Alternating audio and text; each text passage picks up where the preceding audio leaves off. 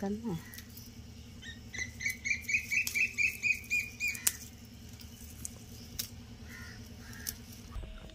மெத்தையிலேருந்து பொறிச்சிட்டு வந்த புதினா நம்ம ஃப்ரெஷ்ஷான புதினா வந்து இப்போ நம்ம கொஞ்சம் கொஞ்சமாக தண்டுலாம் இருக்கும் இல்லையா தண்டு இலை தனியாக எடுத்துக்கிறோம்.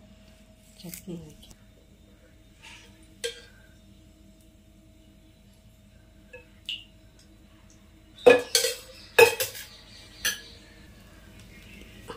ஒரு 2 டீஸ்பூன் எண்ணெய் ஊற்றியாச்சு. அடுத்து உளுத்தம்பருப்பு,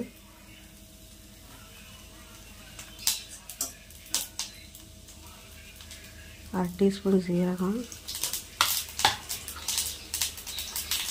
ஒரு 10 சின்ன வெங்காயம், 2 துண்டு இஞ்சி, 3 பல் பூண்டு,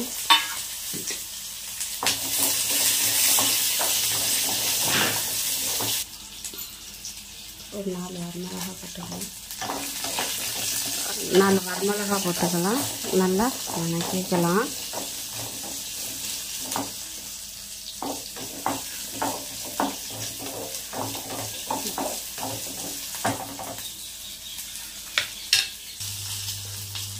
ஒரு 2 பெரிய தக்காளியை கட் பண்ணி வச்சுருக்கிறேன். எல்லாம் போட்டுக்கலாம்.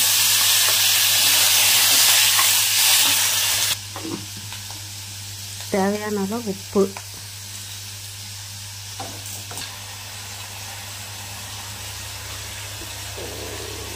ஒரு கைப்பிடி புதினா போட்டுக்கலாம்.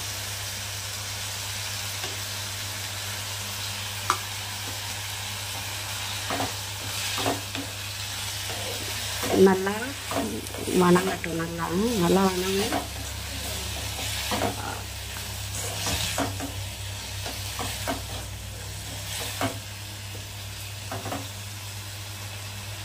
அவ்வளோதான், சட்னி ரெடி. அவ்வளோதான். இது ஆறட்டும். நல்லா ஆறின வாட்டி நம்ம ஒரு மிக்ஸி ஜாரில் போட்டு அரைச்சிக்கணும்.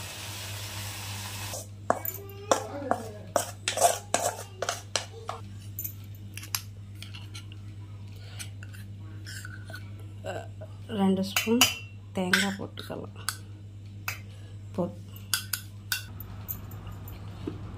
சட்னி அரைச்சாச்சு. நம்ம ஒரு பாத்திரத்துக்கு மாற்றிக்கலாம்.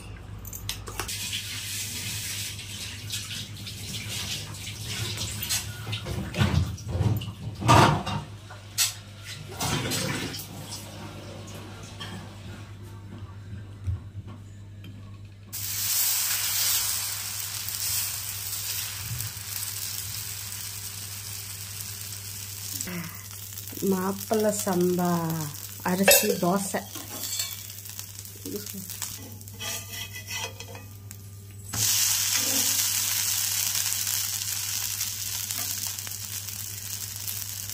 அத்தை இந்த தோசை பற்றி சொல்லுங்க அத்தை கொஞ்சம். இந்த அரிசி என்ன அரிசியில் நீங்கள் தோசை சொல்கிறீங்க? இதுக்கு பெனிஃபிட்ஸ் என்ன, உடம்புக்கு எப்படி என்னன்னு சொல்லுங்கள். இது வந்து மாப்பிள்ளை சம்பா அரிசியில் நம்ம வந்து தோசை ஊற்றிருக்கிறோம்.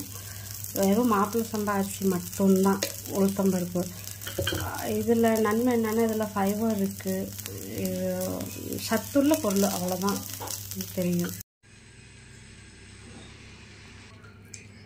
நம்ம செஞ்சு வச்ச புதினா சட்னி எப்படி இருக்குதுன்னு நான் சாப்பிட்டு சொல்கிறேன். சூப்பராக இருக்குதுங்க. நீங்களும் இதுமாரி செஞ்சு பாருங்கள். கண்டிப்பாக உங்களுக்கும் பிடிக்கும். பிடிச்சிருந்தா லைக் பண்ணுங்கள், ஷேர் பண்ணுங்கள், கமெண்ட் பண்ணுங்கள். தேங்க்யூ.